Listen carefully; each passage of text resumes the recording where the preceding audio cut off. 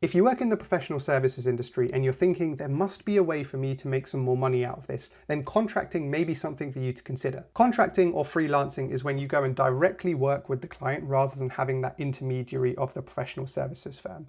Now, there's obviously a lot of benefits of having that professional services firm and working for them, meaning that if there isn't any projects, you're still going to be paid by that professional services firm, so you don't have to worry about money coming in every single month. But, as a result, the professional services firm is taking a cut out of how much they're charging to the client, so you're not necessarily getting as much as they're charging out for you. And also, in many professional services firms, you're not just working for your client, you're also contributing to the professional services organization and building its capability as well. And so contracting offers a really attractive option for many people who know what they want to do, but don't really necessarily want to work for a professional services firm anymore. Now, the biggest benefit of contracting is that because you don't have that intermediary, then you are possible to get a higher day rate and therefore kind of higher net pay than maybe you otherwise would when you're working for a professional services firm. However, there are a few catches here in that you are then responsible for all of your pension payments.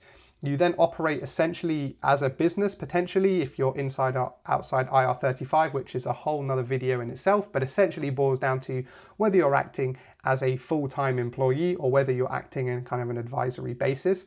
But there are additional costs that you need to maintain and pay for. So all of that money that you get from the client isn't necessarily yours. And especially if you're outside IR35 and you're operating like a business, there's all of the business things that you need to do to comply with all of the rules, HMRC and all that type of stuff.